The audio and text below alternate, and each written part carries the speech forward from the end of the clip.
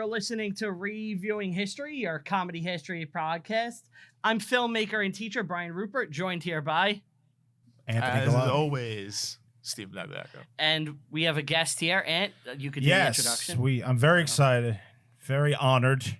We have the great sex bagel, Erik Nagel. How are you, sir? All right, none of that is correct, but okay, we'll go with that.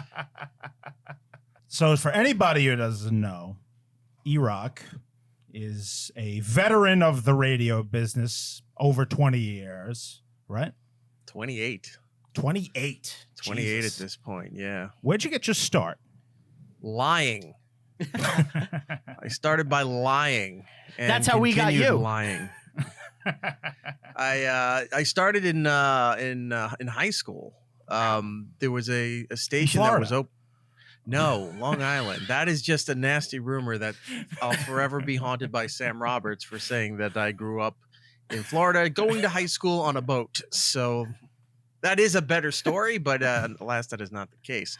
No, there was a local station that was opening up not far from where I lived on Long Island, and I guess my dad saw it in the paper, and he goes, "Why don't you go over there and see if they need anybody?" Because that's not how radio works, but who knows, right? So at that time, I think it was like the last period of time where that would actually work, where you could walk into a radio station and figure out how to get an internship or a promotional gig or something.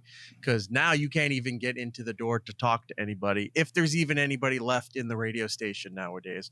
I went in there and I just said, "Hey, look, I saw your opening. Do you need interns, production people, promotions, whatever?" And Were you they a fan of the radio business prior, like as a kid? Oh yeah, I've been a fan since like I was 5 years old. I was calling in. I live in Long Island, so you're hearing Long Island radio stations, but you're getting New York City right there. So you're getting the top of the industry broadcasting into my home every day. And I used to call this morning show called the Z Morning Zoo, which was on Z100 here in New York City. And the host's name was Scott Shannon. So I used to call, and I thought you had to be an adult. Like, they were giving the phone number out over the radio. So I'm like, oh, you could just call them. But everybody you hear sounds like an adult. So I thought I had to lie and say I was an adult. So I would lie all the time. And he would put me on. And he'd be laughing. He's like, "How old are you?" And I'm making up stuff, trying to put car names together and things. And so he would throw me on time to time. And then that kind of got me hooked, and I was always listening. And go fast forward to 10 years later, I walk into that radio station. They hire me because they had nobody, and worked there for a little bit. And I told them I was in college. So you didn't go to school for radio? Not a Geneseo man? No. I went to a school. It doesn't matter where you go to school. Everyone says like, "Oh, I went to Syracuse," or "I went to NYU." Doesn't matter. Broadcasting, television doesn't care about where you went to college. You're wasting your money. Don't go to college. So the Connecticut School of Broadcasting, even that's a better step in the door, because look, you're paying a few thousand. I don't even know if they're still open anymore, but you're paying a few $1,000s. They're giving you credit to get an internship, and that gets you in the door. And that's all you need. Is once you have an internship, then it's up to you to do stuff to make it work for yourself. I told them I was in college, and they went, "Okay, great." And then didn't really check. I filled out paperwork, and this was before computers were running everything, mid 90s, 95. Right. And then wound up going to another station on Long Island right after that internship was done. Lied to them too, said I was in college. They gave me the paperwork. I never handed it in. I gave them the stuff that they needed, and I rode that out for a year. And then I went from there. I got a job at NBC in New York. I got a job at WPLJ in New York for doing promotions and stuff for that station. And then it just kept snowballing into the next gig. So it started on a lie, and it's probably going to end on a lie too at some point. Were you a Stern fan growing up? I wasn't until I think I was like, because I wasn't allowed to listen. I didn't know of him until, because I was a kid. Right. So I didn't know of him until till the end of the 80s when Scott he started was a morning zoo guy. Right? Scott Shannon? Yeah, he was he's the guy who invented the format. Right. Like he everything. People like to joke about the morning zoo shit. When he did it, it wasn't a joke. Everybody else who copied him watered it down and made it total. Can we curse on here? Yeah. Oh yeah. Made it total shit. So that's why it became a joke. But the guy who originated it, and this other guy, John Lander, who also worked with him and perfected it in Houston and stuff. They were the guys who made that format what it was. Everyone else copied it, and they shit the bed with it. So that's why it became one of the biggest punchlines in the industry. Oh, you're doing morning zoo radio. Well, it wasn't that way at first. A lot of morning shows now still borrow from that format.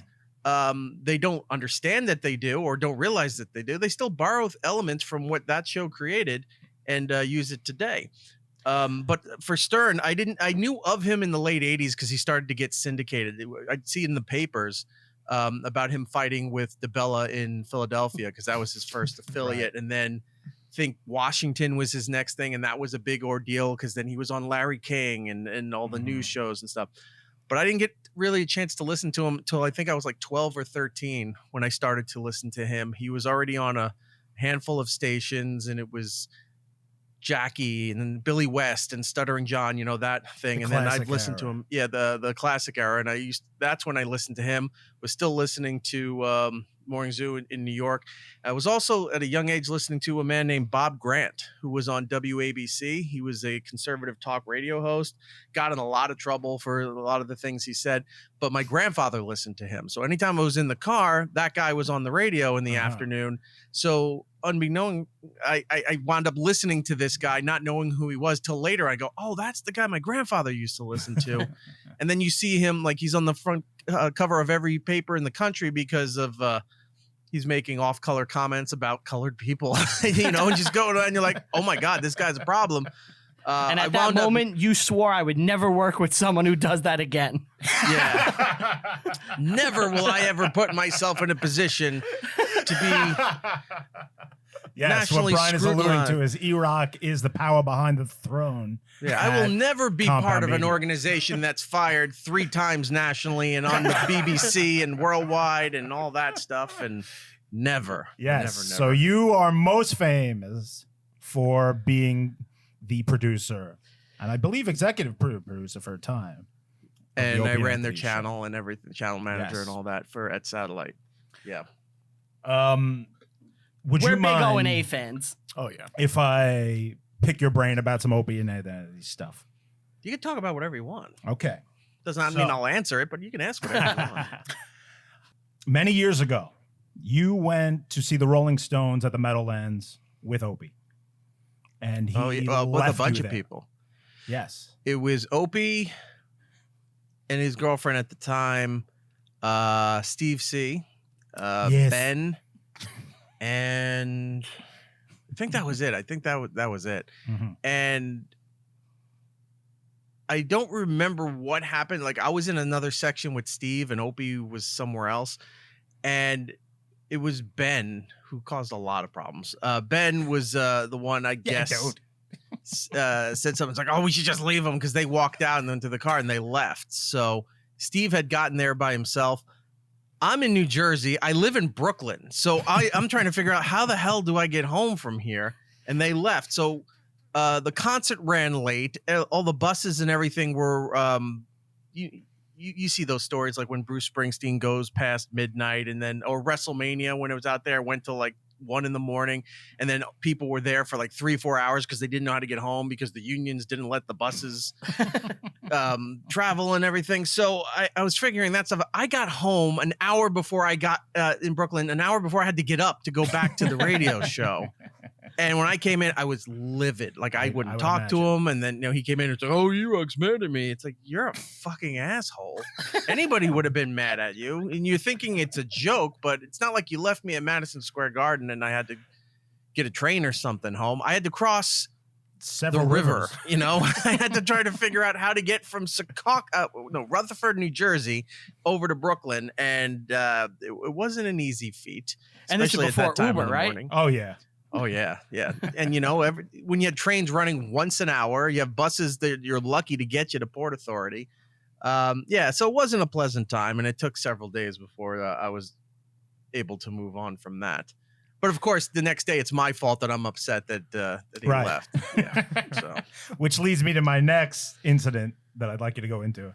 when he gave your phone number out, which is probably the worst, right?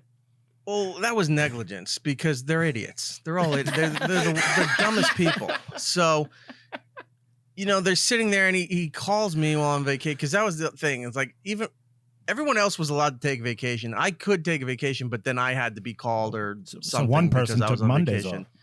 And for the foreseeable future, yes. Yes. So he calls, but he's not paying attention. He's just letting the voicemail go, and then it's that automated one where the number that you called, but it tells you, and he plays it through there, and Anthony hears it and goes, "Oh shit!" Slams on this thing, and then there's 3 dumps. There's dump buttons, which means a delay. So if something's said, you can cut it out of the live feed. Ope had a button, Ann had a button, and there's a button over what would be my studio, my board on there. And I think Travis was on the board at the time. Travis never hit it. Ope didn't hit it. And then Anthony hit it too late, and it still got out there. And it became a huge problem. Like, I was livid. My phone, I kid you not, bricked. I had, when you look down and you see that little, if you have an iPhone, that little green icon that shows messages or calls, and it says 999, and you go, that's as high as it can go. Right. And my phone is just getting called, messages, whatever. I can't do anything with the phone. How angry was your wife? She was pissed, and I had called our boss at the time, Tim Sabian, and I quit. I said, I'm not coming back. Yeah, I said, I'm done. I'm not coming back. I'm tired of this. This isn't happening. And I had the phone off for the rest of the trip. I didn't call anybody. Well, so they didn't know. Finally, Tim got in touch with me and kind of talked me off a ledge from that stuff. But I said, this constantly keeps happening, and this is going to be a problem. And that's when Opie had to pay for my trip. Of course, that didn't go smooth either. I believe he did it in pennies. Quarters. Was that a bit? Quarters. He got, I don't know how he got this. And look, if it was anybody else, I'd be laughing at it too. So he got, this isn't something you can get in public. He got the banker's box that has the rolls of quarters in there that get shipped from, I don't know what government facility or other higher up banking institution that sends to the local banks. The boxes where they break open the boxes, then they can, exchange the rolls or break open the rolls. He had the bricks of these things. Incredible. And Club Soda Kenny wheels them in on a hand truck. I have something for you, Eric. Puts them all down in this floor of the studio, then leaves with the hand truck. And they went down the elevator and they went home. So I'm sitting here with these, and they're really heavy. And it's about like, $6,000 in quarters. And I'm trying to figure out how to get this home. So, luckily people in maintenance and engineering. I would listen as a listener. Yeah. I always thought that was fake. There's no way. No, he it was got real. That. It was real. I have photos of it too. I can dig. I have them somewhere in the archive. I have the photos because I took You learn while doing this. Anything happens that like I got to talk about this, you got to take a photo or got to get some video. It helps the story because sometimes you're lying. This sounds far fetched. Okay, whatever. Well, here's the photo. You can take a look. Oh my God, it's true. Yeah, you got to have that kind of stuff to add to your story. I couldn't get it out of the studio because they were just way too heavy. So maintenance helped me out. They had some kind of transport little hand truck thing that we put them on there. They let me. This was awesome. The building let me bring my car out of the parking garage to what we call the Howard entrance, the Oprah entrance. Oh, the So secret elevator. you go in through this special garage door. You go down below the building. And when you go down into the building, there is a big giant circle that's almost like a lazy Susan, right? You go and you park on there. And what it does is then the circle moves your car around, and it's used for trucks. So when they have it, because it's Rockefeller Center, the building across the street from us is 30 Rock. So they do it for the Today Show and Saturday Night Live. When the trucks come in with all the band equipment or stage equipment, whatever, they bring the tractor trailers into these garages, put them on that circle. It moves the truck into position, and then they back up into the dock. It goes up a special freight elevator to there. So they allowed me to use that freight elevator and that whole section where Howard comes in the morning. So I was like, oh, this is what he does. This is what it's like to be a real celebrity. Or insane. Either one, paranoid. This is what you get when you're that freaked out about the general public. Yeah. So that's how I got into my car and That's get a home. great And story. look, I had an SUV at the time, and even that's the back suspension just went like that with all those quarters in there. So I 24,000 managed to get them home. Then trying to find a bank to take them. Right. They wouldn't take all of them. They're like, "How did you get these?" I go, "Don't worry about how I got these. I need to just deposit them." I had to go to 4 different banks because they would only take so much because of their inventory or whatever. So like this bank took 2 boxes. This one took 3 boxes. And yeah, it took a couple days just to ride this whole saga out. So great radio, but torture. just horrible on me. I have one more question, and then we'll get into the movie. Okay. Who cares about the movie? Yeah, really. More recent history. Talk radio. The guy died at the end. It's Very based true. on a real story. There you go. All right, done. You are now the head man at Compound Media, correct? Sure. Whatever. What is your take on the Club Soda Kenny incident with Anthony at the Comedy Cellar last month? Look, I'm friends with Anthony. I'm friends with Kenny. I'm not in the middle of that. I think it's unfortunate the way it went down. Hopefully I would like to see one day it be resolved, but I'm not going to talk out against friends. So Understood. it's a terrible situation. Yeah. It shouldn't have gotten to this point, but here we are. I still think one day a lot of this, if just everybody was in the same room, this would all kind of get sorted out, for a couple hours, yell at each other, throw shit, hit each other, whatever. And then, okay, we're done. And now we're back to being Everybody's friends okay again. So All right. it's unfortunate, but I still like everybody involved. Sure. On that note, I have a question. No. What was your relationship like with Opie? Because, you hear all these stories afterwards where, it seems like he kind of pissed everybody off. So were you guys friends? Like, what's your situation there? Yeah, we were. I mean, at least I thought we were. You seem He to not have angered him, at least publicly. And he doesn't like you. he what was somebody sent me something the other day. I 'Cause, saw look, I'm blocked you on all his on stuff. your show. I think it was a week ago. You were telling the story about your last time seeing with the chair in the hallway. Oh yeah. That was the last time you saw him. Well, we're going on in several places here. So, all right, Yeah. the chair thing. He used to sit in the corners of the floor, not far from where our studio was, because he would not share the office with all of us for that last year that he did it. That was the Opie show. The Opie show in the afternoon. He wouldn't share the office with us, and the office was Paul, Roland, and myself, and there was a desk there, for him, and he couldn't be bothered to do any prep before the show with us and talk about stuff that was going on. He took a chair, a glass table, and somebody sent him like potted plants.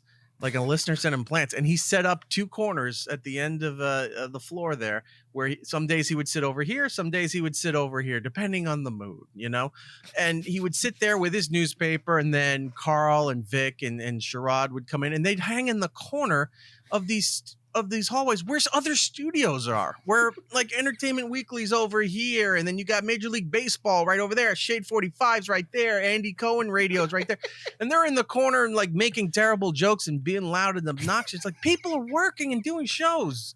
But he used to get pissed. They didn't even give me my own office. Why should you? You weren't supposed to be here this last year anyway. You disappeared for a month and a half. Nobody thought you were coming back. Yeah. So, he would sit out there in the corners and do his show. That's why I had the photos, because they were ridiculous. We would talk to people. Nobody would believe. It's like, no, he's not. I'm like, all right, here you go. There's a photo. There he is, sitting right there doing a live stream on his phone, reading the New York Post in the corner. I mean, it was sad. So. That was the chair photos things. Opie, I thought I was friends with him, and then he's the kind of guy where if he finds somebody new, that's the new Guy. flavor, the new girlfriend, the new whatever you want to call that relationship. So now he's more friends with that person than he is with the other people, and You're not that close. we weren't that close after he disappeared for a month and a half, and the summer of 2016, Which is the summer that created Jim and Sam. correct. So, yeah. Yeah, Jim and Sam would not have existed if he didn't take that month and a half off. Mhm. And that was kind of by necessity because Jim didn't want to be off the entire time. Jim wanted to he's like, fuck it, we'll just do the show together, Jim and the staff. And we did that. And Sam kind of took the lead on air with Jim because Jim's great, but Jim needs somebody else to kind of run everything so Jim can do what Jim does best, which is comment and associate to whatever guests or things like that. He's not meant to lead the show. He does what Jim does. He sits there and he comments on everything and gives his opinions. And that kind of came out of necessity. We had all these guest hosts and fill-ins things, and Jim and Sam just became, it's like, oh, we can just use them. It's going as good as the show was with Opie and Jim, so let's just keep doing that. Right. And because Opie did this, he kind of worked himself out of a gig. And when he finally did come back, they're like, well, we'll put you on in the afternoon and you're by yourself, and that's all we're going to give you. What happened to you? Why did you get the canned? I left 2 months after, and I think it was just guilt by association. I was kind of like the last of the O&A stuff there, and they were done being anything associated with Opie and Anthony. And I was overseeing the channel. I was overseeing all the secondary shows that we had on, like when the comics podcast would air on the channel, Dr. Steve, Weird Medicine. I oversaw all those things. My show, the accelerated shows we did on Friday, which was just a highlight of the week of the channel, and all that stuff was me. Were you Ron and Fez? No, Ron and Fez they're their own sinking ship. They're their own luxury cruise line going off into the wrong direction, and glad to be doing so.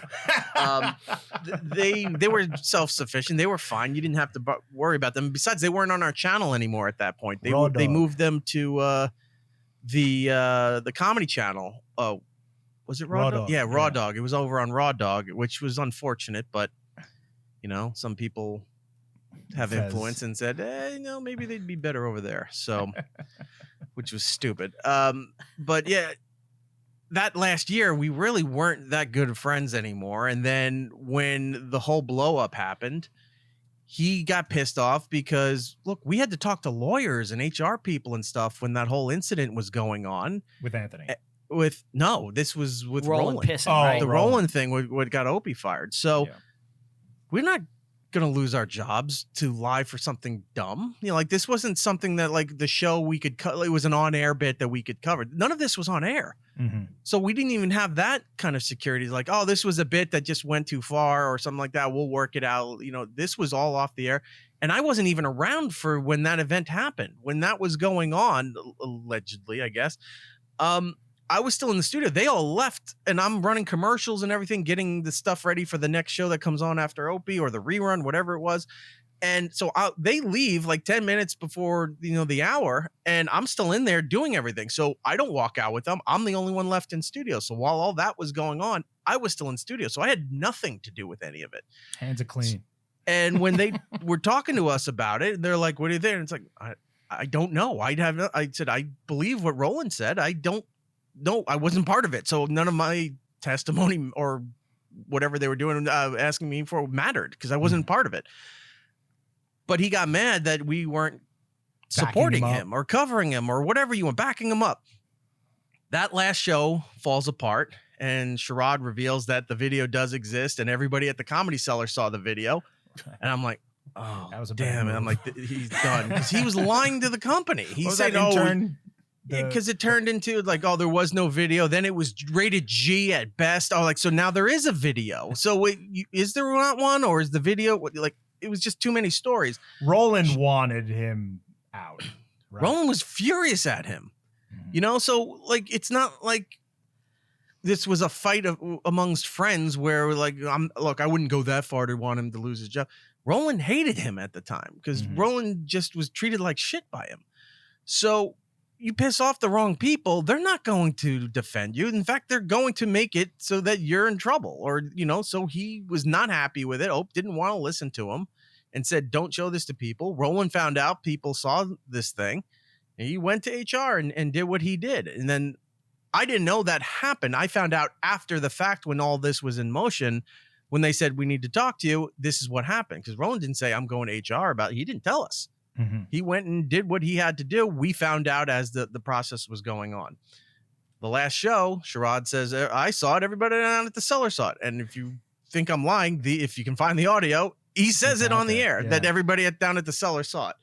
That caused a problem. He had a fit or whatever. He walks out on that show, comes into my studio with Vic Henley following him. And we have these big, giant, like submarine doors to the studio. Like they're pressured. You got to push them open because they snap back to keep it soundproof. So he's trying to kick the door open, but it doesn't do it. And he pushes it open and he goes, thank you for supporting me. I really fucking appreciate it. And tries to slam the door, but the door is pulling back because it's like an airlock. And then he just gets up, whatever, and he storms off. And I see Vic out the glass there, and Vic goes like that, and he just walks around the corner. So that was the last time I saw him. That was it. That was the last time I saw him in person or heard from him in more than one sentence. At that time, and Vic just kind of walked off, and that was it. And then we find out that around the same time, around the 4th of July time, like with Anthony, that Ope was let go. And then 2 months later, I got the meeting, and they were talking about that we're getting rid of all the rest of this stuff here, and they're letting you go. So I had to sit out for a year because I had a contract agreement with the company. Yeah. And then, well, that's nice. But I had iHeart that picked me up like 3 weeks after letting go, and I went over there, and then Compound like a year or so later. Mm-hmm. But yeah, I used to be friends with him, but we don't talk to him anymore. He doesn't talk to any of us. He blocked all of us like immediately on every social media platform, which was like, all right, that's such a bitch move, but okay, fine, that's what you want to do. And that's foot too. So yeah, I have nothing to say about him. Like I don't care. Mm-hmm. And I know a lot of people say, oh, I don't care means you care. No, I don't. You never hear me talk about him unless it's brought up. And then what do you want me to say? Like, just like I told you, that's what happened. I haven't talked to him really since.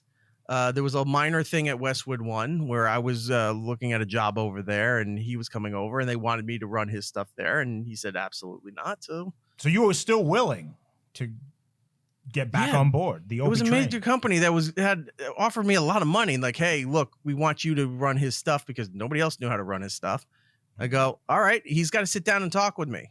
And he wouldn't do that. So didn't happen, didn't work out. And then he did a podcast for a year and he tanked that. And now he's just streaming to whoever he's streaming to. He sort of exists. Yeah. He does. And that's the way he wants to do it. So, God bless him. Good for him. But yeah, I haven't talked to him in oh my God, we're 6 years now removed from that. Yeah. Well, that was a long tirade. Sorry about that. No, excellent. That's what we wanted. So real quick, Anthony, that's my co-host right there. He told me that you are a radio historian and talk radio is based on Alan Berg. So what do you kind of know about like that case and situation? When I said radio historian, I just know he knows a lot about radio. Yeah, I didn't think, he has chronicles and books and shit, but I used to have a lot of books and stuff. Like Imus used to put out tons of books like in the 80s and the 90s, and you read them and like, these are stories. Who gives a I want to hear about the radio stuff. I don't care about I'm God's other son. Good for you. I want to hear about what you yelling at McGurk and Bernard and McCord and all that shit. From what I remember with the story, it was I think he was in Denver. The guy, the host was Alan Berg. Yeah. And it's a John Houston name. Jewish Mr. Berg. Yeah, Jewish talk show host. Hot Talk for the time. I think it was early 80s. Where he was he walked that line of liberal ideals but conservative depending on the situation kind of thing, morality. Like he kind of played both sides of the fence, which is what you should do as a talk host. But he was very polarizing and he was very dismissive to a lot of the idiots that would call into him. And people don't like being dismissed. Like if they're calling a talk radio, talk radio show, they're pretty broken, it just as like the hosts and the people on the shows, we're all damaged goods. And so if they're calling in here, they're not very, of sound, body, and mind. So when they're calling in, they've got issues. Look, to this day, well, maybe not to this day, but there was a show called Coast to Coast with Art Bell. Used to be syndicated nationwide. It was on at night, and it was a lot of lonely truckers and people living in trailer parks and isolated parts of the country that would call in all the time with the weirdest shit. A lot of it was aliens, but like the weirdest shit that was going on in their lives. These people need a connection. They want somebody to talk to. They need a friend. They need something. Like this is filling a hole that's missing in them. Well, that guy didn't take too kindly to anti-Semitism, which who would, and also didn't take too kindly to militant other ideals.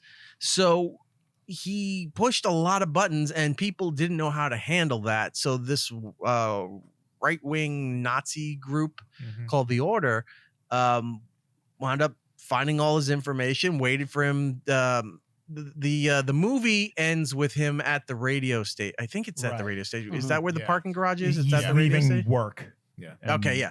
So he's leaving work. He just said goodbye to his producer / girlfriend. She drives off, and then a guy comes up out of another car pretending to be a fan and kills the guy. But in real life, the guy was reconnecting with his ex-wife. They just came back from dinner or something, and he gets out of the car, goes over to open the door for his ex-wife, and he gets gunned down by these people who were with this Nazi organization. And by the way, they were not charged with murder. They were charged with violating civil disobedience and violating civil rights and things like that.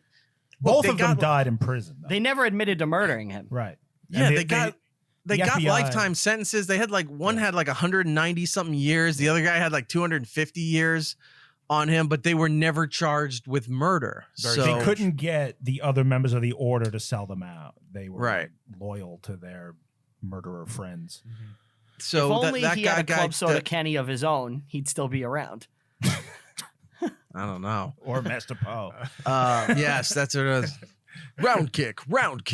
Like he's saying all the moves that he's doing as he's combating people.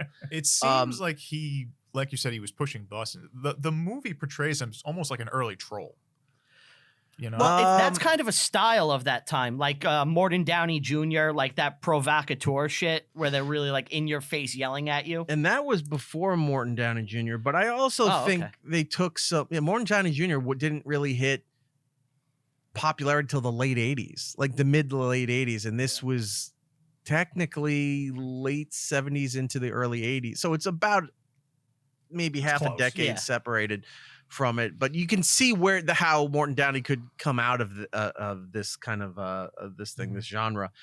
As a guy who's worked in the industry for as long as you have, what is your opinion of the movie? It's all right. It's look, like Ron and Fez used to use a lot of clips from that movie in their intros and stuff. In fact, when they had him in, Erik, I can never get his name, Bogosian came in, they had him recreate some of the lines for the Ron and Fez show to mix into the intro, which I thought was awesome. Have you ever heard so many great callers in a row? Yeah, that's caller. never the case. Half the time you're yelling, you're like, hello, hi. You called me. Say something. You're like, don't just sit there and wait. This isn't a family phone call. What's going on? I don't think there's one turn your radio down in the whole movie. Right. So that's a fair point. I didn't even think about that, where you're hearing the echo in the oh yeah. It was fine. I know it was look, talk radio wasn't really known nationally at that point, other than very few hosts. Like I know Larry King was syndicated nationally at that time before he started doing the CNN show at night. There was very few programs that were syndicated like that, that were just relying on callers at night or in the afternoon. So I think it was kind of glorifying that genre at the time and amping it up. Yeah. Needless to say that, because there's a lot of people who are dumb and don't know timelines and like, oh, because it's obviously Howard. It's like, no, it's not. Howard's not Howard yet. Like Howard's becoming Howard, but this was not that. This was not what it was. In fact, Ford Fairlane, where they had the radio host get killed by an obsessed fan, which was I guess a take or an homage to talk radio. Was supposed to be Howard Stern, and he turned it down, so they got Gilbert Gottfried to do it because Gilbert would do everything. So they got Gilbert on there to do the Howard role on Ford Fairlane. So when Gilbert got electrocuted by a fan that he pissed off, it was Ford Fairlane's job to figure out who killed, the talk show host. The movie's fine. You don't hear shows like, even now, you don't hear shows that were anywhere close to this. And I don't know if that's sad for a bygone era or good that we're not like that. But it seems a lot of the talk radio, all the callers are on the same line of thinking as the host. You're not getting or rarely getting contrary opinions anymore. Like a Sean Hannity, when he picks up people, he's rarely arguing with anybody. And if it is, it's minute details where obviously this caller's conservative or a Christian fundamentalist or whatever, and they're not agreeing on the same bullet point for this politician or this policy. So that's where that gets heated. But it's like, if they were standing next to each other, they're pretty much on the same page. You're not getting militant liberal people calling in to scream at Sean, and if they are, they're not getting on the air. And then if whatever liberal talk shows, if there are any on radio, because it's hard to find those, it's usually all conservative stuff. Right. They're not taking calls from conservative or religious people because they're not towing the same line. They want yes and right. Like Why Rush used to call them ditto heads. Listening to this guy every night. Like why are white nationalist Nazi guys? It's the guy you love to hate. Yeah. I guess. Yeah. It was. And you can see, like, it's explained in Howard's book and in Howard's movie too. Why people that listen to him listen to 45 that love him listen for 45 minutes. Okay. But what about the people that hate him? They listen for an hour and a half. Right. If they hate him, why do they listen to him? They want to see what he says next. That's what's that's what talk truth. Radio is, not the movie, but the genre itself. It's supposed to be compelling. It's supposed to lure you in with either something that's interesting and you're like, wow, I think that way too, or I feel that, or something's like, I didn't know about that. That's interesting. I want to hear more about that. Or I don't agree with this person at all. This guy's an asshole. I'm going to call and give him a piece of my mind. Or I want to sit here and listen to other people chastise this host. That's what talk radio is supposed to be. A lot of the times the ones that you have left don't entertain the opposition on this stuff, maybe once in a while, but you're not hearing all the time where they're picking up, they're agreeing with me, they pick up and they're agreeing with Hannity about what the Biden administration's doing wrong, or they're calling into I forgot the guy that replaced Rush Limbaugh, and they're doing the same thing. If you can find a liberal talk show, which I apologize, I don't know of any anymore, after Air America, like they all kind of went away. I'm sure they're out there, but I'm sure they're calling off with bullet points about how Trump is terrible, or what happened, during the 9/11 handling with the Bush administration, stuff like that. They're all on the same party lines. A lot of this stuff, you're not taking the opposing calls, and it doesn't make it interesting anymore. It's just a bubble. So the fact that you had a show like they're portraying and what Alan Berg was doing is interesting, because he would take calls from people, but it was better when he was opposing those people, or those people were opposing him. That's what made the theater of the mind with all of this stuff. And the companies don't allow it anymore. That was morning talk radio, not like the Morning Zoo stuff we said earlier, but like what Howard was doing, what O&A was doing, Bubba the Love Sponge, Don and Mike, Lex and Terry, all these shows. They were entertaining shows, but they would take the people that hated them. They would take the people that liked them. They were giving you a mix of both, and they just don't let you do that anymore. Sure. Now everything how many times has Jim Norton screamed at people over the phone?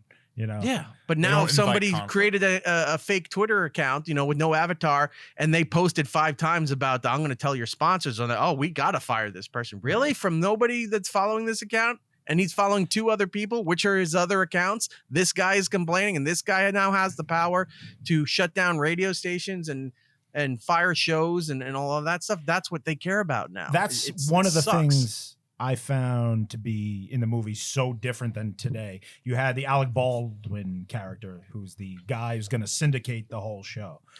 That is incorrect, by the way. Oh, The all way right. they handled that, Explain. that would please. never happen. They're like, no, Monday you're going to be syndicated nationally.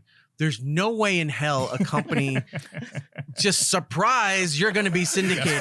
The host has to fight to get that syndication in a lot of cases. Right, and this Or- host doesn't even want it, Yeah. or is or a company hesitant. comes down and pitches like that. What was his name? Dietz? What was the Yeah. name of the guy? Right. Yeah. Dietz comes in and pitches to the company that owns the host or has the rights to the host. We want to work this deal. He'll technically work for us. We subside to you. We give you a piece of the money. He works for us now on your station, on this and that. Like, that's how it all works out. It's not surprise. If your Friday night show's good, we're gonna let you go nationwide on Monday. That was completely bullshit. I will say what I did like about the movie is that they used real radio equipment. Every time you see a shitty movie or a television when they feature radio, they're using music mixing boards, right? They go sit there and pot up and you go, "Wait, that's a Behringer like 12 track soundboard that you plug your guitar and your amp into. That's not a radio fader and all that stuff where you can turn the buttons on and off." They had the studios, which, by the way, that was a gigantic studio. I don't see many talk shows that have a huge studio like especially this. So good for local him. Denver, which Yeah. I imagine is not a big market. No. But wait, where was this movie? It was Houston, Dallas. Oh, it was yeah, based you're in right, Dallas. you're right. Dallas. But the real event, the was real in guy. Denver. Yeah, I don't know what his studio looked like. It was probably a shithole closet, with Right. burlap, wallpaper or something in there. But this studio looked amazing. They had real boards. Like there was, I remember at the beginning when they're looking down at John C. McGinley, he's pushing. They had carts at the time, which was accurate. He's hitting the things into the cart machine. He's Mhm. blowing into it. He's hitting it with his fist. I'm like, yep, that's what you do. He's got the real board. They're doing all the things. The only thing that didn't make sense was the War Games computer monitor that they Yeah. were using for Call screening the screening. calls. 'Cause I'm like, it's not even aligned right. They're just hitting the space bar, hoping that it lines up in the right way. But at least the studio was accurate. So I give Oliver Stone a lot of credit for at least making a legit radio station. The movie looks Sure. good. Yes. Mhm. There's just not much. Even in by it. today's standards. I mean, a lot of these old TV shows look like shit because of the way they shot it for 3x4, the SD Yeah. format, and you live to video instead of on film. But when you see old movies, you can tell they're dated based on, if they're walking through New York City, you're like, wow, New York City doesn't look like that anymore. But it looks of the time. It doesn't look dated because of the technology. It just looks dated because of the time. The way they shot this, everything, yeah, everybody's so much younger, but it still looks good. Like the lighting's great. The studio looks fantastic.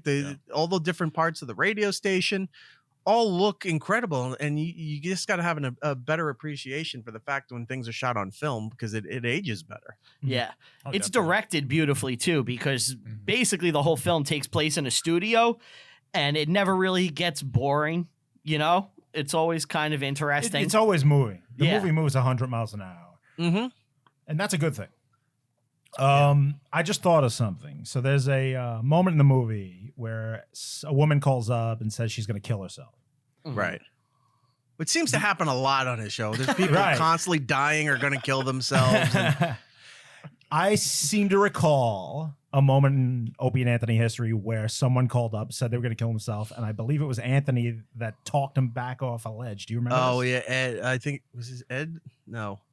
There was a guy who claimed to be a murderer, and then there was a guy who was going to jump off Right. the bridge. And they talked that off. When that show was done, like the police contacted the radio station to get recordings of the show and whatever information that they had to help deal with the guy and they got him off the bridge. Like the guy didn't jump. Mhm. But then there was another one. I want to say the guy's name was Eddie, but I think it's labeled Eddie the murderer, where the guy was claiming that he had killed people and stuff. So yeah, you do get those calls time to time. Not all the time do we let him. Levy call? what? Like, didn't Bob Levy say he was going to kill Dice or Howard or something? I haven't. I know of it. I haven't heard it, but there was a time where Bob was kind of pilled or drugged out or something like. He admits to this, so it's not like I'm slandering him or anything. But yeah, I think the stories was he threatened to kill Howard, and that was the end of his relationship with the Stern Show. And he switched. I, over I to know Anthony. since then he's at least on his end he's apologized and said, look, he was a bad time in his life. He was on he was on stuff. He's clean and sober now, and he regrets all of that. So I don't think he's ever talked to Howard since. But I know Bob's a bit remorseful for it, that he wish he never did it. But it is what it is. You move on.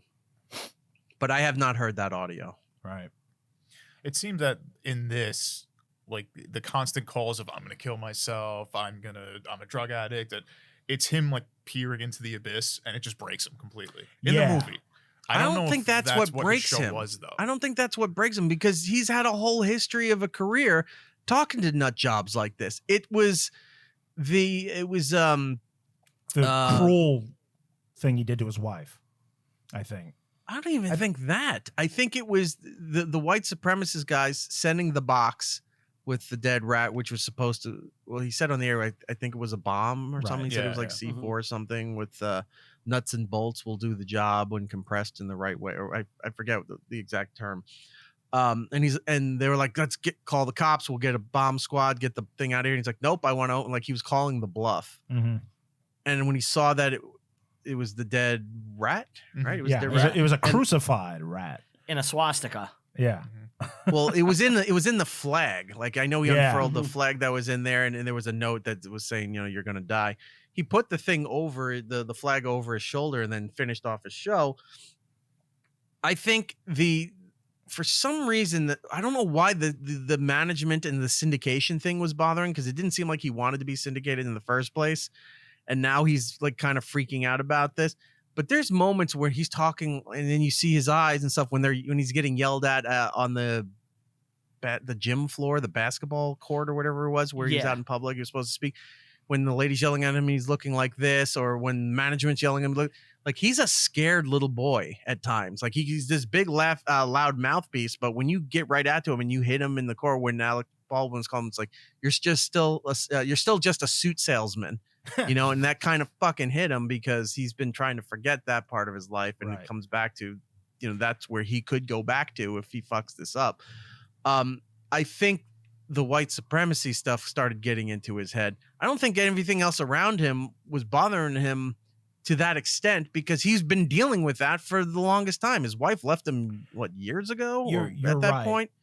He has those callers every night. It's like, oh, I talked to you last time. Remember, I'm going to grab my belt and hang myself. No, you're not. You're not going to do that. Like he knew how to go through all this stuff. The stuff showing up in the mail, and then that hippie asshole, the Kent metal guy that came in. Then in there, he was starting to see like the celebrities. Like, this guy could replace me. Like, that's how I replaced the other guy.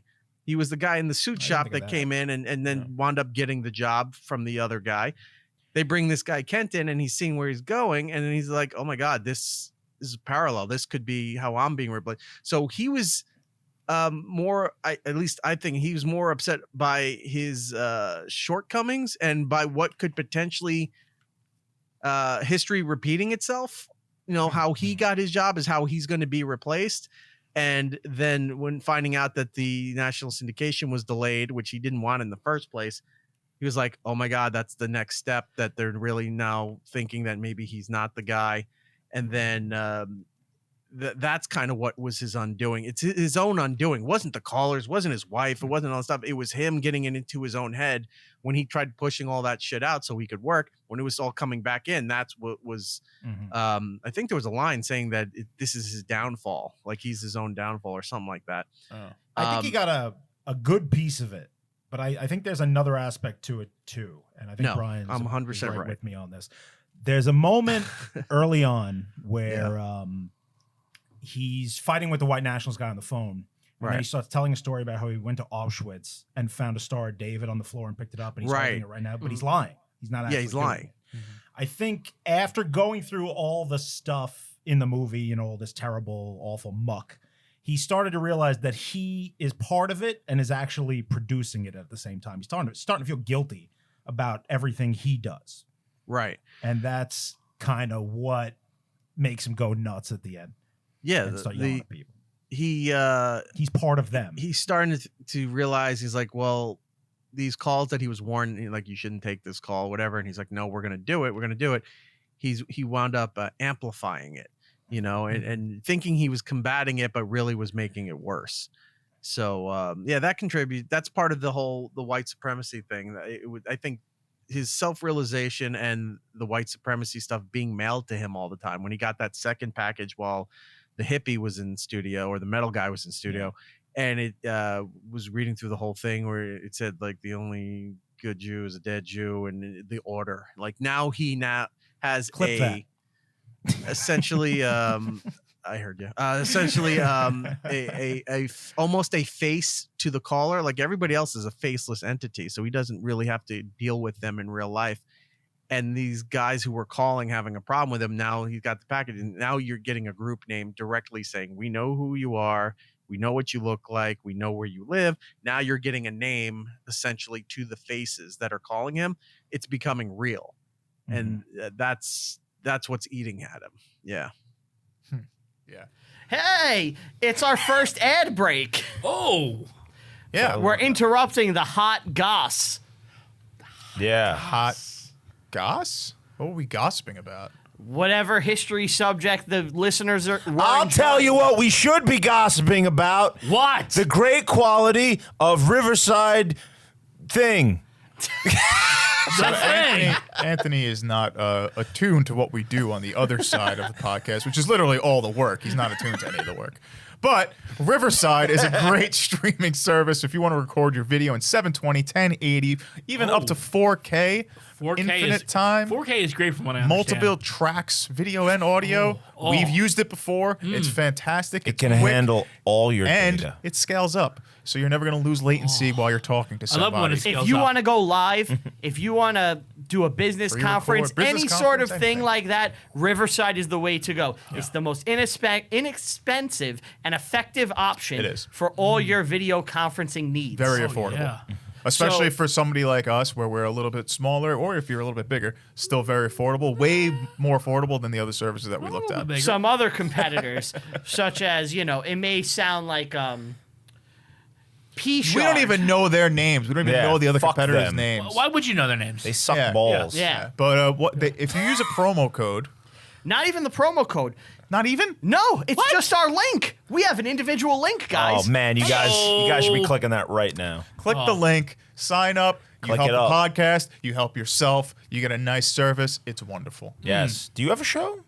If you got a show, why are you not clicking the link? Click the Yeah, link. exactly. Give it a little click. You know what? Just Are you a podcast without video? Now's your chance to get the video. Now maybe can you just have want to. video. 4K. Maybe you just want to see what Riverside is, see what the hubbub is, see the very friendly user interface there. Yes. Just give it a click. It is Yes. friendly. It is friendly. Yeah. Way better than those other places. It's nicer than Brian. That's how friendly it is. That hurt. Thanks, guys. Got something, Brady? Yeah. Do you think it's unrealistic that someone would come from a job not in radio, like selling suits, and end up having a giant show? Maybe HVAC.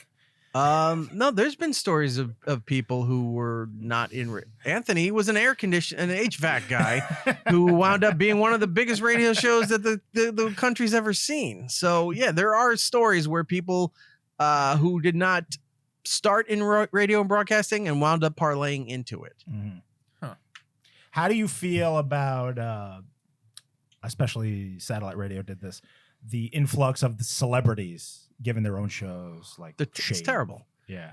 It's terrible, and look, it's a bunch of different things. Like you could say, like, oh, you're just mad they got the jobs and you don't. Yes, 100%. I am mad that they got the jobs and we don't.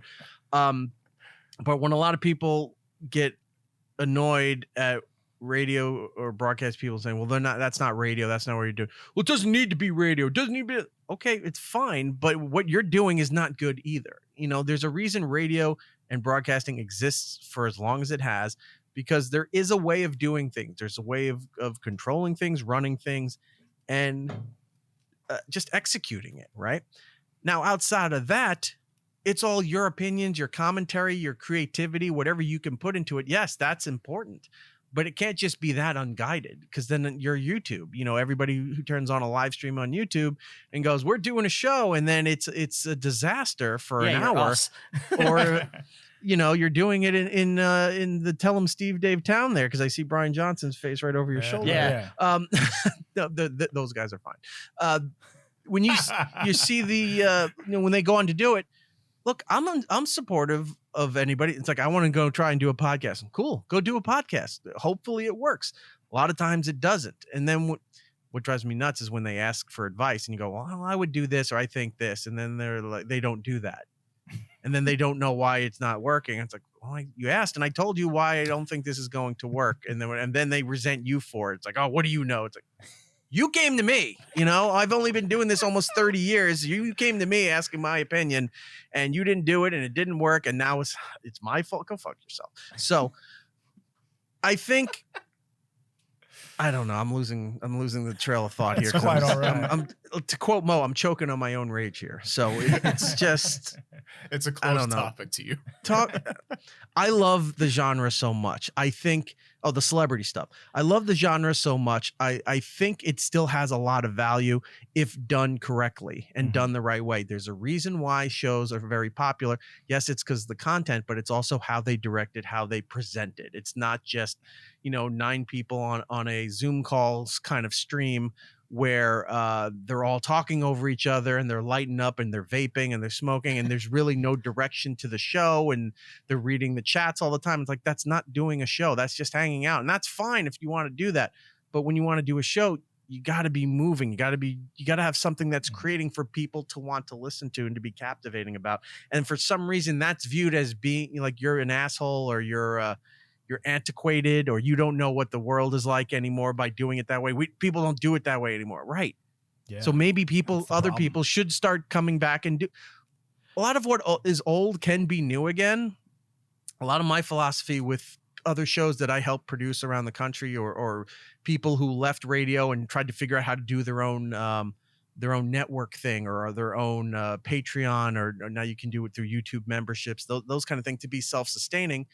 They call me, they hire me to help set them up and figure some of these things out. And I always tell them, it's like, talk about what you want, but outline it. There's no harm in writing stuff down and being prepared and having something. Because if you go on a monologue and then you lose your train of thought, if you go on a monologue and then you said what you had to say, what next? Oh, fuck. There were so many other things I wanted to talk about. You wrote it down. If you wrote it down and you had your bullet point, oh yeah, okay, here we go. Like when you go to see a band, they have their set list taped to the monitors. The crowd doesn't see it, but that's so they remember that the 20 songs that they need to play, So they have that. Comedians do it too. Big comedians, like they'll either have their notepad on a stool next to them with their water. They look down, oh, I'm transitioning into this bit, into this conversation. Or they have it again taped to the monitor so they can see where they're going. There's nothing wrong with that. And people tend to think that this is like a dirty thing to do or it's cheating or something. It's like, no, it's being professional. It's being prepared. There's no problem prepping your stuff ahead of time and then coming on and make it look like you're winging it. When you aren't that talented. The Opie and Anthony show did every day. Oh my God. We had little insider, and then I'll get back to the celebrity stuff. Yeah. During Opie's run, Paul and I would do the prep. We used to print out all the articles. We'd highlight the key points, all the stuff we did. And then we had the prep sheet with all the bullet points, highlights, everything he needed to know. He never looked at anything that we put there. He would just sit back and he would wax poetic and pontificate with whoever was in the room or whatever. That's him. We stopped doing the prep. We'd print out one article a day, put it on the top of the stack, and then just update the top sheet so you could see the date and all that. We stopped doing the work for months.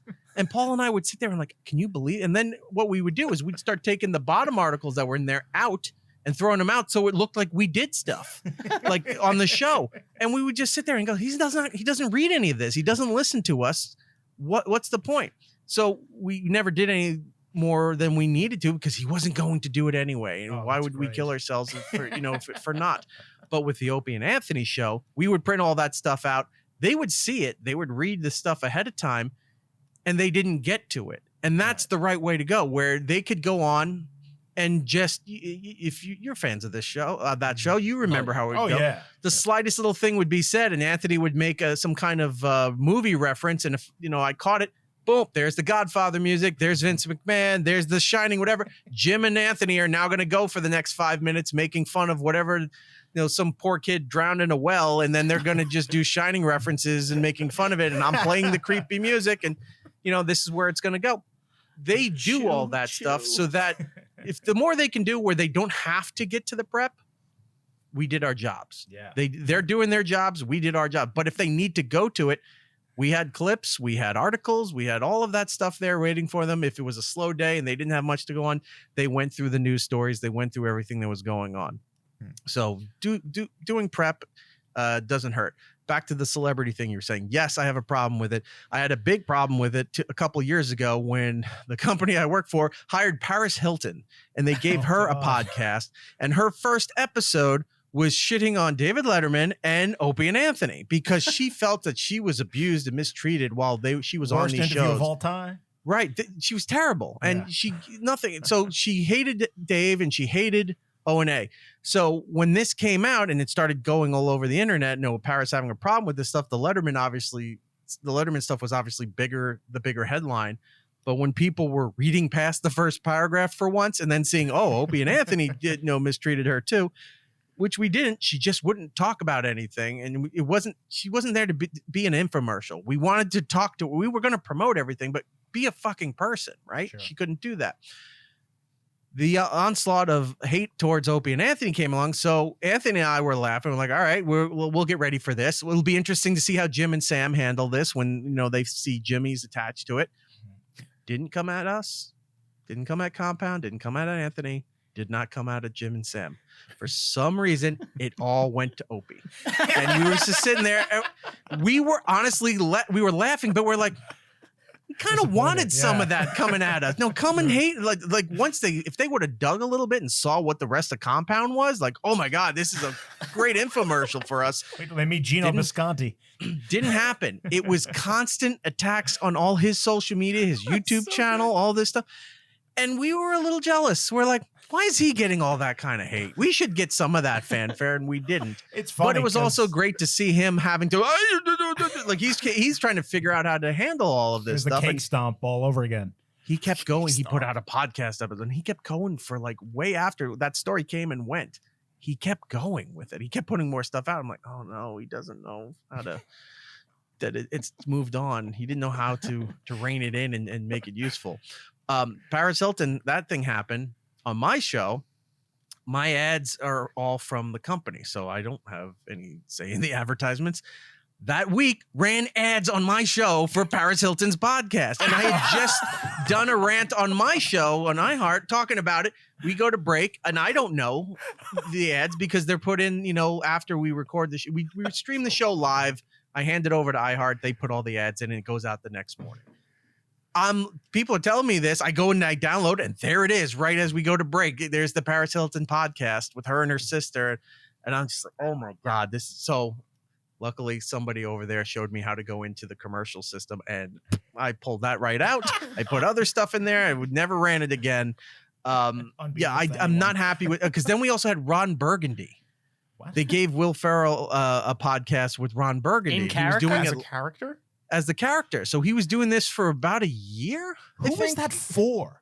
Like, who's It listening was to that? because it's a big celebrity branded thing. That's all these companies Did care he get about listeners? anymore. So he would do a podcast like with a guest in character, and then it became a live thing. Like he'd be on stage, and then you'd have the audience and all this stuff. And then Will Ferrell's a busy guy. He's doing legitimate work, so you can't focus on doing a podcast all the time while he's doing that. Like Conan is one of the rarities that has a million things going on. While he was doing his talk show, he still did the podcast because it was his and he wanted to do it and it was his name. Nobody paid him to do it. He started doing it under his own umbrella, then sold it for tons of money, which God bless him. Good for him for getting 150 million out of Sirius for He that. seems to be the standout, like, great talk show guy, like from when they were all popular on TV. He's As far as like late night people, you mean? Yeah. Yeah, because the public likes Conan, but the industry had a problem with Conan. Like they didn't think he was sellable. Like he was too goofy and too hokey, uncomfortable, I guess, in a way. And always had regular guests that the networks didn't think were good for the mainstream. Like he always had Norm Macdonald on, even when Norm wasn't even promoting anything. He'd have Norm on. He'd had some of these comics who were big, but they weren't huge until they were on Conan Louis C.K., his airplane bit, blew the fuck up, and that really helped Louis. Bill Burr, his appearances became, Bill was a big name, but that really helped Bill. The Bill Hader stuff when he was doing the impressions, and then people were making the deep fake videos of his impressions when they would turn his face into Pacino, into Arnold, and that blew up. So Conan was on the forefront of a lot of this stuff, despite the fact that the media or the networks weren't really seeing all this stuff because they kept looking at, well, it's not 11:30, it's not Stephen Colbert, it's not Leno, it's not Fallon, it's not all these things, which, by the way, I think those shows are dead. Oh yeah. With this strike going on, they can't, and you can't, they could go on, like Leno went on during the last strike because he was writing the monologue himself, but and then you had the guests. Now you have the actor strike. So even if these shows wanted to go back on without the writers, if they could improv it, which they should, would show their comedic skills, just going and hanging out like a radio show does. They can't even get guests anymore now. Like you can't have anybody on to promote. So That's true. when those shows come back, they're dead. They've been off the air for too long. And it's not going to look like until maybe the fall, if it comes back.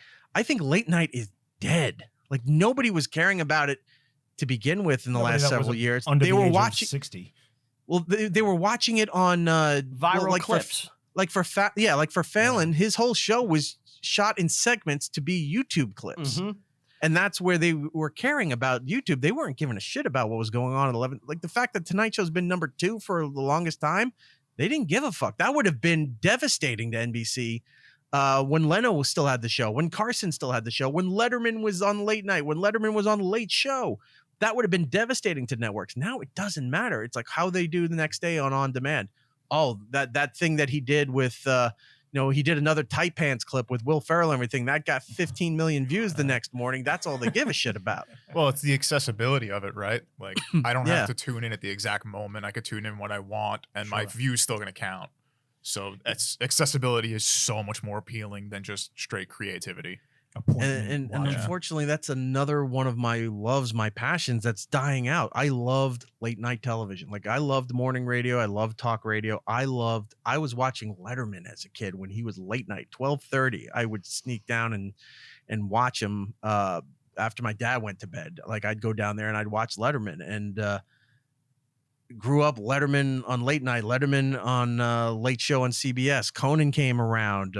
Jon Stewart had a talk show for a little bit on MTV before he got to Daily Show status. And, I loved late night. I loved morning radio. And in a lot of ways, they go hand in hand with the way everything was run. Now, name a morning radio show that anybody can think of, who's listening to anything. I mean, look, I do stuff, Elvis Duran, good friends with all of them, stuff like that. He's on 90 something markets across the country. He's known, but you don't have any of other, if once he goes away, who's going to replace him? Ryan Seacrest? Nobody, everyone knows his name, but who's listening to his show? Nobody can quote anything from a Ryan Seacrest clip, What do you morning see, radio's not there, late night's not there. What do you see as the future of talk radio? Because I'm of the opinion that talk radio has a way brighter future than, say, music, because no one's listening to the radio for music. It's an iPod. I've said for years, when you're going back at least a decade or so, what Pandora was really the first kind of music streaming thing that you could use in the office. And I only heard about it from people who worked in the sales department or in other places that weren't on the radio side. They were on the corporate or the business side. They would stream Pandora at their desks, and it had ads and stuff like there, but you could pick your music, or after listening for a while was where the algorithm stuff started. It's like, oh, you like these bands or these artists? Here's some other suggestions. And that's where it was going. And when I started to see what this was, I'm like, it was in front of us the entire time. You just needed to visualize it. Radio is just somebody's playlist. Yeah. So if you're in the car and you're hoping, the days like you'd call to request a song and hoping that they would get on. If you got on and they said, yeah, sure, we'll play that now. You want to do the lead up for it? And they would put you on the air. It was because it was already on their playlist, that it was coming up. So it just worked out that way. People would call for songs all the time. And like, all right, we'll try to get on. They weren't going to they never play your songs. Right. That's never how it worked. But now that the public could see, this is somebody's playlist. Like, look, You have your brother, your sister, other family members, good friends. You trust their opinion on things. But if your best friend sent you a playlist, it's like, hey, I think you'd love this. You might listen to it, but sometimes it sits on your phone. You go, I don't really want to listen to somebody else's playlist. There's just some kind of stigmatism. Like, I don't care how great this person is, or we go to concerts together all the time. We love the same bands. I don't want to listen to their playlist. So the fact that people then could see you get in the car, you're now listening to somebody's playlist that you can't skip and you can't change. You go, why would I sit here and listen to look, I like that new Miley Cyrus song that's on right now. I'm listening to it. That's not going to be on for another hour. What else are they playing? It's like, I've heard this song a million times. I heard this song a million times. I don't like this song. I don't want to listen to it. Screw it. You just take your phone, pop it in. You got your Spotify, you got your Apple Music, any of that stuff there. And you listen to it. So I always said, it's like, who gives a shit about music radio? It used to be the fix when your station was, if you had a talk station that was going under or something was going on, classic rock. That used to be, switch it to classic rock. That's the instant fix. Or in certain markets, Spanish music, Spanish talk. Those were the big fixes for radios until you could figure out another format. Oh, this station's going to flip format. Okay, what are they going to do? Well, it's going to be right between the adult CHR of PLJ and then Light FM. We're going to get the slice right in the middle. Wait a minute. Those two stations are almost the same thing, except this one plays some dance music and this one doesn't. You're going to try to wedge in between there. So you're going to get 1% and then try to get in between 1% to get that little niche audience. Like, they kept micro-focusing these stupid fucking formats. It's like, well, there's no country station in New York. There's no alternative rock station in New York. Why don't you do that? Oh, nobody wants to listen to it. Yeah, but there's no format. You're going to try to do what everybody else is doing and hoping you're going to get some money off of it. Meanwhile, there's this thing available. There's no talk station. Yeah, there's nothing there. So they don't do that. Music radio, not helping. Nobody gives a shit about music radio anymore because you can go and it's so easy to just get your own stuff. You got to support personalities. And like you were saying about talk radio, it does have a good future, but the companies need to take a chance on it again. And they're not doing that right now because they've lost too much money. Our old company is now 3 times renamed. It's called Odyssey now. It used to be Entercom. Before that, it was CBS Radio. Before that, it was Infinity. Infinity, where O&A and Howard started, and just changed its name to CBS Radio when they switched it in the division under Viacom. That station that company got delisted off the stock exchange a few months ago. It was below 16 cents and then got delisted. It's not even available for trade right now. It's a public company that can't be traded because it's not on the stock exchange. iHeartRadio is down, hovering around $3, and that's the biggest company in the United States for radio. They're all doing terrible. They don't have money to do anything. All the stations in smaller to medium markets are being voice tracked by people out of New York, Chicago, and LA, maybe Dallas. Everybody in the office, you go in there, they're like, hey, you want to voice track some stations? Like, everybody's voice tracking stations. Like, the day you would like, I'm going to put you on 4 different stations across the country, would have been like, that's fantastic. Now it's like, I don't want to do that. Why not? Well, you're paying me $30 a shift. Yeah. So what? That's not worth my time or my money. Right. Well, if you don't do it, somebody else is going to take it. Give it to somebody else. I don't care. Like, they don't understand why you're saying no. It's like, you're passing up this opportunity. No, you're passing up, cheap labor that I don't want to do. My time is more valuable on a Saturday to sleep in or hang out with my kid or do whatever. We thank you for get being up here, Erock. at 6 a.m. or here. Yeah. And then voice tracking to get something on in Nashville, What is voice or tracking? North Carolina I'm sorry, at 10 I don't know a.m. what that is. The what? What is voice tracking? I don't know what that is. Oh, voice tracking is you get a 3-4 hour slot on a radio station and you see the playlist and you go, okay, I can talk in this point, and you're doing back selling from, hey, this is what you heard. Here's what's going on in your area. Here's some national news of update. Here's some tickets we're giving away for this concert coming to your area. Here's the next song. That's all it is. Wow. So you're the host. In a half an hour, you can bang out a 4-hour show on a smaller market somewhere that doesn't have people to do it anymore. So that's the big thing now. It's like, oh, this will be cost effective. We'll get people in the major markets to voice track on all these other stations for, pennies. And then we don't have to pay people in those markets to be on the air, to be local, to do all of this stuff. these companies don't have any money anymore. So it's on the verge of collapsing at some point when the guard in a lot of these corporations, they're just getting ready. They're just spinning the plates enough so that once they get their payout and they're gone, they don't give a fuck if the whole thing collapses and like, well, So I do got you out in see time. A future where there is no transmitters anymore. There's no broadcast radio. Not anytime soon. No, that will never go away, at least anytime soon. Like some places are turning off the AM frequencies because they're not worth the money keeping up anymore. They're not worth keeping the signal going. So they sell, if they can't get people to buy the signals or buy the license to that station, they just turn them off. And then, then like, oh, we're feeding you through digital, or we're going to switch. That's why so many AMs are relaying on FMs now. In New York, there's 1, 2, 3. I didn't even know that. There's 4 AM stations that relay on FM. WFAN, the big sports station in New York, is on an FM signal. 1010 Wins, which back in the day was the biggest rock station in the country that became the biggest news station in the country back in the 70s.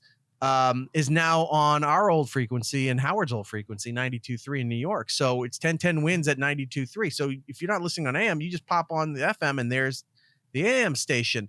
There's like 1 or 2 others that are also simulcasting on FMs and stuff because the signal's better. Now the AM signal goes farther. Like if you have a strong AM signal, you could go at night. You could be down in Maryland and in Virginia and pick up WABC or WFAN. That's great back in the day, but now that everything's online and digital connected, you don't need to hopefully get the right tuner that I can hear a New York station 4 states away when I can just hit an app and now it's streaming. So they throw it to the FM because it's a better signal for the local areas, but the AMs are going to go away at some point, except for like emergency services and maybe NPR where they need to have a national line out there for some stuff. For but when the everything else come. Right. Yeah, exactly like that. It's like, hey, you're fucked coast to coast. I'm in my studio here. Good luck to you, everybody. You're doing all of that stuff. The FMs will be around for a while. I think radio only survives when these big companies have to collapse and we have to go back to how it was like in the 70s. And I'm not saying that it was better back then, but I'm saying the business model needs to rebuild or restructure. Where it has to become more local. Well, not even that. The ownership has to become more local. It can be a national chain, but it's still got to be like local owners on it. Like if iHeart falls apart, right? They got to start selling off stations for whatever reason. You need people to come and buy these stations, like insurance companies, eccentric millionaires, somebody who's buying it to have it as part of a portfolio or really believes in radio and does all this stuff. The goofiest but most accurate example, WKRP in Cincinnati. If you remember that show, was owned by a rich old lady, and the guy, her son was the GM. He was a bumbling goof who ran the radio station and took a chance on a rock format, and it worked and what have you. But it was one owner of that station. You're going to need to go back where you only own 1 or 2 stations, or maybe 3, where you can focus on what you have. You can actually compete, what they call the term across the street, because across the street is now 4 studios down the hallway, because that company owns 7 stations, and the other 7 stations are literally across the street at the other corporation over there. And we kind of have some backroom deals, so we don't fight with that company, and we don't fight with the other stations that we own. So there's no real competition to compete. There's no incentive. You shrink these things down where you can actually compete again. People take chances, get creative. Hey, you want to make a whole, how they used to stunt with a new radio station? This station's going 24 hours polka. And you're like, what? And it's playing polka music for the weekend. And then all of a sudden the new station launches on Monday. You're like, oh, it was a stunting thing. But maybe you stunt it and then you go, guess what? We're keeping this. It's all salsa music with some, heritage Spanish talk in the middle of that. And you go, who the fuck's listening to that? Well, there's a big Spanish community here that seems to be enjoying it, so they're not being serviced. Why don't we do that? Why don't we bring back this rock station? Why don't we do some weird shit? Let's bring back some talk personalities or morning personalities that companies aren't paying for anymore. Let's bring these people back and let them do what they do. That's the only way this business is going to survive. You got to support these personalities. People be creative. It's like UHF. Remember the Weird Al movie? I would exactly. Yeah. Well, I think that like I you would said love to be see a creative. board meeting where we go in and they go, "Who hired this guy? I thought you hired this guy." And the guy's throwing poodles out the window, and he's licking a turtle and it's sticking to the ceiling. Nature It's like, suction Hey, how cups. about that? how did he get in here? I don't know. Somebody let him in, and well, he's now ours. So we got to deal with it. I would love for that day. It's like, who put this guy on at night? I thought you hired him. I don't know. He just showed up. I think you need to pair it with the streaming services because Yeah. if you get like a streamer on YouTube where like the movie that we were reviewing, you have people calling in on YouTube. People can just pay for a super chat. That's the equivalent of calling in. Only you Right. have it by the thousands, and you're making $20, $30 per chat. Why Mhm. would I go to the radio station where I could just make more individually? But if you pair the two, where it's like, oh, we're on radio and streaming, you get best of both worlds. But nobody's Yeah, really doing that. It's At least for very creative front. It's very niche to do it that way, and it's very, very narrow of your audience. Even though you're technically available to the world online, people just don't accidentally find things that easy. Mm. If you're in a car and Telling you're us. playing with the bandwidth and you accidentally land on a station, or if you rented a car and it was on a station that the previous renter had left on, and you're like, oh, this isn't too bad, whatever.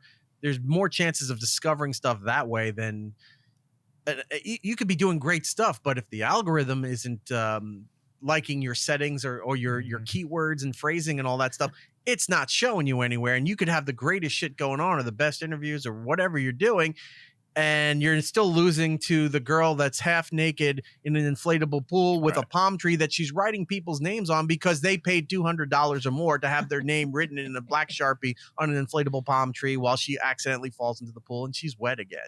That's on the front page of Twitch or YouTuber and that stuff. And like, well, how am I going to compete with that? You're not. You're just going to hope you can find an audience that's going to sustain you. We tried the palm tree thing with Ann. It Yeah. didn't take. No, didn't take. We didn't Yeah. use enough oil. That's what my opinion is. Also, I think the electrical equipment with the water doesn't help either. So I have a completely off-topic question. please do. Do you remember when you had the movie writing software? Whatever happened What? to your script? Oh, the About movie. The time traveling kid who goes and works in radio. No, he doesn't go work in radio. No, I never really reveal. I wrote that, and I actually talked with some people that up until recently that were looking to entertain optioning it. Really? So yeah, it's You done. finished it. It's done. It still needs some work, like because I wrote what I knew, and you know who gave me the best advice? Kevin Smith.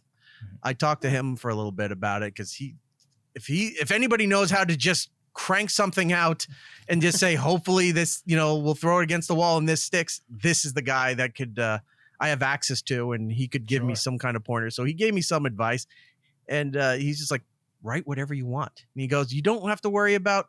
It's like there's programs to help you format it, but you don't have to whittle everything down. If you got the general idea and the concept, they'll bring people in to help you refocus it and reshape it and whatever. And he goes, you don't need to constantly keep doing that.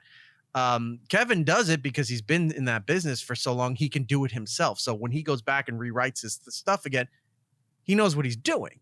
If I'm just doing it for the first time, he's like, just get it out there. You got to write it down. That's the biggest thing. So years ago, I wrote a lot of it down, and it's got to the point. I think the ending needs some work, but the whole concept's there, and I think it's very marketable considering what else is involved with it. So it's there. It's done. I've never talked about it ever, other than that one little time. Right. Yeah. I've never given any details, and anyone who's ever asked, that's it. So that's all I've ever said about it. If it never sells, that's fine. I don't care.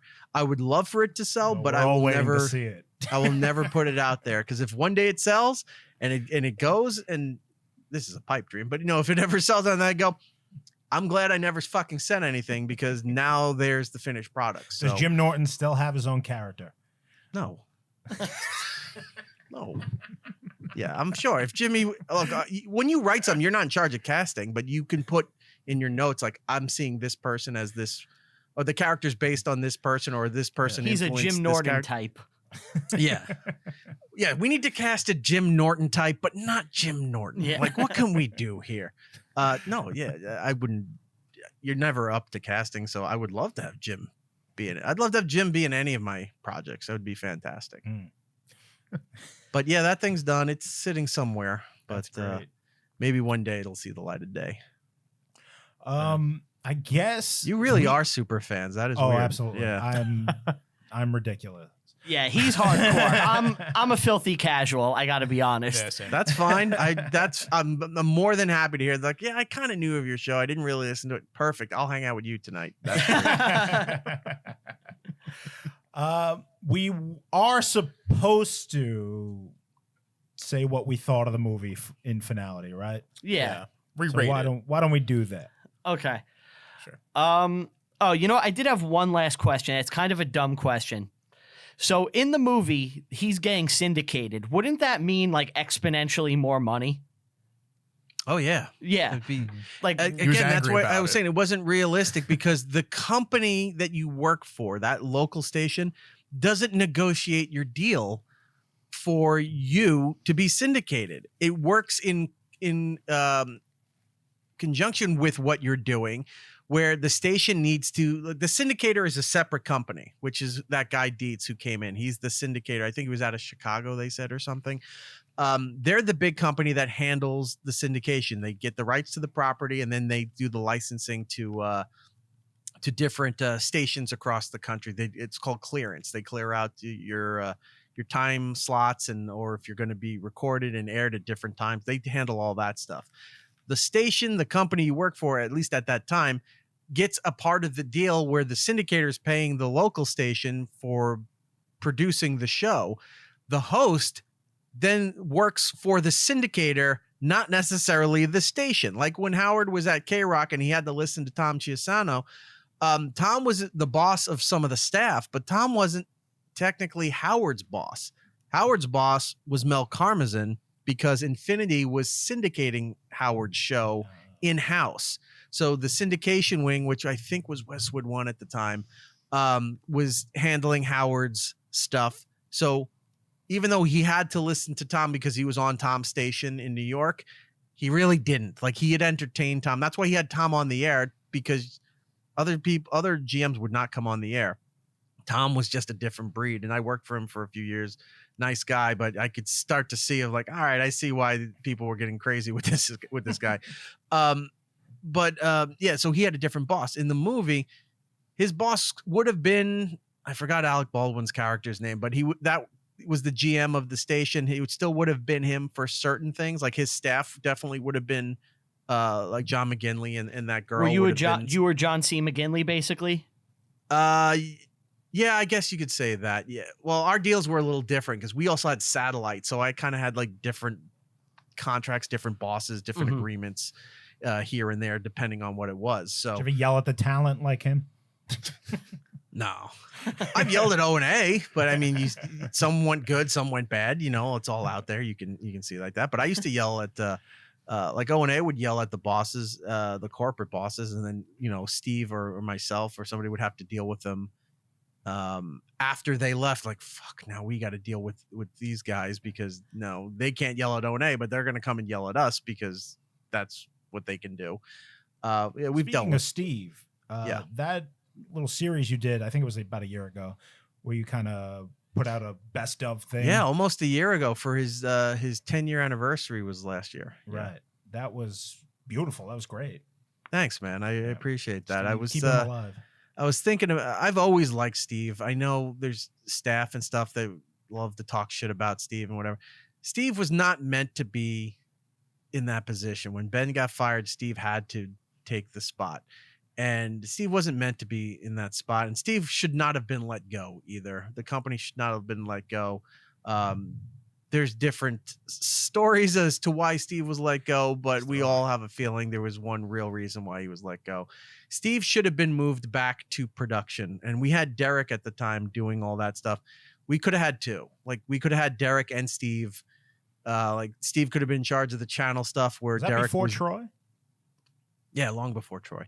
Derek could have been running, stuff during the live show at the moment, quick turnaround stuff. Derek could have done that while Steve was overseeing the station, Ron and Fez, Opie and Anthony, all that stuff with their production, their imaging, all that stuff, and even taking on other stations for doing that. Steve should have been moved back to production and kept in the fold here. Steve should not have been let go.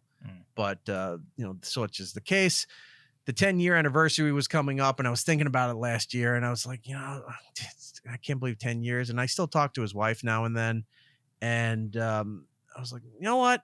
I have all the archives. I have everything. Let's make something. Let's try to figure out how to do this. So I went through and I just was finding all the best bits. I was going through hard drives of production. I'm like, what can I put together that makes sense? Do little montages, and then reached out to people and said, hey, would you be a part of this? And pretty amazing. You were able to track everybody down. that was a part of it, obviously agreed to be a part of it, and whoever wasn't. So we got everybody there together in different. We couldn't get everybody together at once. That would have been great, but we did it in little segments for all the different staff members and the hosts and stuff. And I was trying to. I hope I did him justice. I thought it came out pretty good the way everything was put together. And then when his wife saw some of the stuff I was making and she agreed to come on at the end, I thought was pretty cool too. Yeah. So Yeah. the fact that she was willing to talk about it and everything, and then that she's doing all right, that his son is doing all right, and they're in better places than they were during that time, living their lives. They didn't forget him. The son still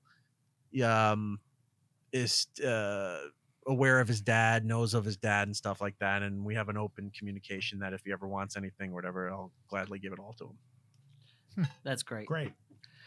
So, But yeah, thank you for checking that out.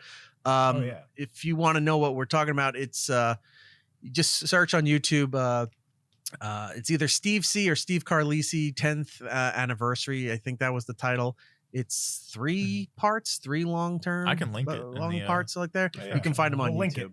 it. Yeah, Definitely. that'd be great. So the movie. Brain. So, final thoughts on the movie. Typically, we rate it between 1 and 10. I happen to like this movie. I think it's well directed. I like the pace. The acting's great. Yeah. I'm gonna go with an 8. Really? That's very high. Yeah, I really like this movie a lot. I think it's good. You know what? Nah, it's a little too high. I'll go 7.5. 7.5. Okay, I- take the half. Look, I'll be honest. I was thinking an 8 myself. Yeah. Okay. I'm usually not that big a fan of Oliver Stone movies. Like he's very hit or miss for my own taste of what I like and what I don't. But I like the cast. I love anything John C. McGinley. I'm a big fan of his. Like I said earlier, the studios were done right. The station was done right. It was very accurate. It was a different time for talk radio, but it looks fantastic. It still holds up.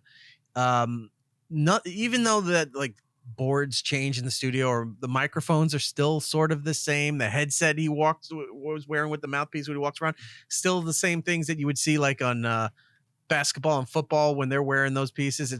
That's the equipment's not outdated. It still looks like it could be of this time. I think that adds a lot to the score, that it does hold up, and it does reflect a time period of that genre where shit was crazy before they started to regulate and reel it in and syndicate. Like syndicating reeled in a lot of that stuff when they were just local hotspots. So in Anything spirit, went. it's Yeah, the historically spirit was accurate. there. Yeah, and even the ending, like you knew something was going to happen because everybody was threatening him. Like the guy at again when he was on the floor at I didn't forget what the sporting event where he's in He's that at gym. basketball. Yeah, and the guy comes over and he goes, "God bless you," or "God, it's good to be seeing you soon." I forgot what the line is, but he's just staring at him a little bit while he looked away, and he's just staring at him. Then he kind of pulled back. You're like, "Oh, something's going to happen here." It doesn't, but you know that it's coming. And then there's too many swerves. Like, is it going to be the metal guy? Is it going to be this lady? Is it going to be this? And then, who apparently the guy was a stand-up comic, the one who did it, because Erik Bogosian, I guess, was doing comedy too at the time. And the guy who kills him at the end is a stand-up comic. And his nickname, his nickname or his stage name is Rockets. Last name, Red Glare. And you go, oh, that is such a You fucking dead fucker. cornball 80s Sounds like thing. Chip. Yeah. Fuck yeah. Yeah. So I think it holds up to what it was supposed to do. So I think an 8 is fair with that. All right. It's a high score. All right, what do you guys say? I like the movie a lot. I know Steve is big into the one-room movies. Yeah. But there's a little bit of self-importance to the whole thing. It's taken yeah, I know he's dealing with heavy topics, but at the same time, it's like, all right, you're a guy on the radio. I don't know. There's something about the whole thing that he's preaching a little too took much. himself more seriously than he should have. Well, that's the character. That's the character. Yeah, you know what? It works. It all works. I don't think I'm talking anything myself out of my own gripes. I don't think It's a anything 7 about the for me. character was out of 7. place. Like, I don't think he started here and then when he became something completely different Mhm. towards the end, which happens in a lot of current day movies where it's like, wait, you started from here.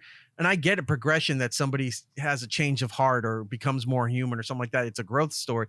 This wasn't a growth story where they put him as a fish out of water or he changed for the wrong reasons or stuff. He stayed who he is, but it also revealed how insecure and scared he was when he just would do these things where his eyes got wide and he'd make like this half smile and you go, he's a scared little boy, but he's trying to be this big, gruff, whatever. It was very revealing. So yeah, I think he stayed very true to the character and what they were going for. In many ways, the movie I was actually kind of reminded of the most watching it this time is Clerks, believe it or not, where it's like almost a day in the life of work. Like all these incidents are happening. He's interacting with all these like customers. At the end, he has like his big speech, about how he hates them, Sure. Yeah. So I can see I was at like hovering around a 5 until that speech. So I think the speech when he breaks down and yells at his audience. That's a great scene. It's so telling of his character and why like this happened and what he was facing. Historically, seems pretty accurate too. Yeah. So I gave 6.5 is pretty much where I went, only because it wasn't as grandeur of a story. So I can't go the full like 8, 9-ish, but pretty accurate. It was a little boring at times, You thought so? I also didn't think he's very hateable. Oh yeah. And Yeah, on he is purpose, hateable. you But know? it's a very cerebral movie in the sense of like you were saying, Clerks, like a Kevin Smith thing. It's very dialogue heavy rather than events around it happening. It's all playing out through dialogue. It maintains that it doesn't lose what it was supposed to be. It stays consistent through the whole movie, and you don't have that a lot anymore. And also the language that was used in that thing was nobody even flinched at it back in the day. I'm sure if they were in the theaters when they were dropping the Jew slurs or the N-word and all that stuff in there, like it was just kind of thing. Now when you watch it, I actually flinched a little bit because I forgot about that part. I'm like, what? Oh wow. Have you okay. seen this many, many times? I haven't seen this movie in decades. Like I just rewatched it because we were doing this, and I barely remembered anything of it. So it was like I was watching it for the first time again. All right. What did you give it at? I gave it a 7. 7. Okay. Yeah. So we're hovering around the same area, Yeah. you know. Thank you, Erock. That Yeah. just about wraps us up. I want to thank you, sir, for joining us. This has been a joy. And, Sorry it went so long. Oh no! Oh, this is average. This is most of our shows are 100, an hour and a half. So this was great. You're welcome back anytime you like. Thank you. And is there anything you'd like to promote? Yeah, you could find my show, It's Erik Nagel, on iHeartRadio through the iHeartRadio app, or anywhere you find your stuff on demand, Apple, Spotify, all of those places. And the video version of the radio show you can find on YouTube. It's all produced there.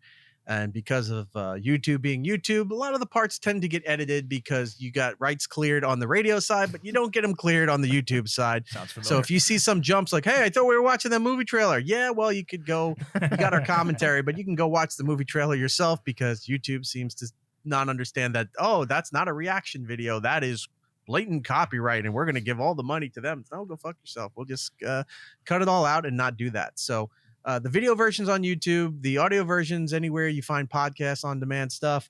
And since you're also in my pal's office there, studio, if you will, the great Tell 'em Steve Dave, available on podcasts, Patreon, and the YouTube channel. We're trying to get, I was talking with Brian Johnson today. We're trying to get some stuff set up at his place because I really am pushing him to do more, to do any game streaming. because I think him doing game streaming on the Tell Him Steve Dave where he's losing his shit, because right now he's like, I'm playing Plants vs. Zombie, the dumb phone game. It's like, there's other games I know you play and you get mad. He goes, yeah, but I throw the controller. I'm like, that's what people are gonna pay for. Get mad at these stupid games. You'll bank off these super chats and all that.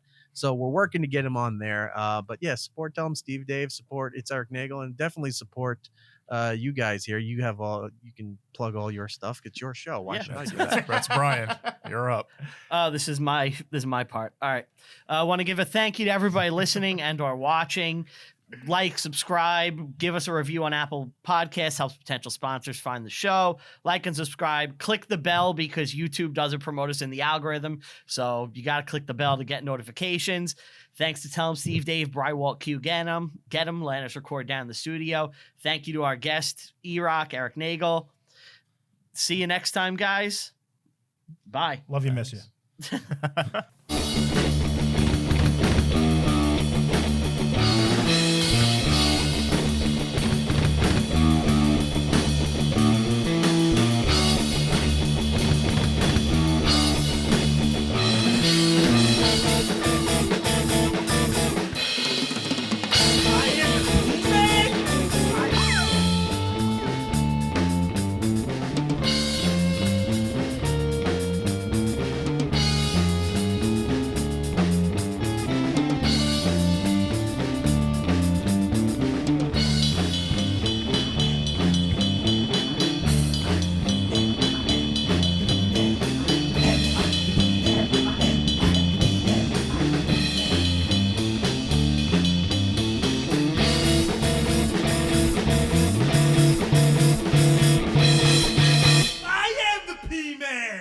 I am the P-Man!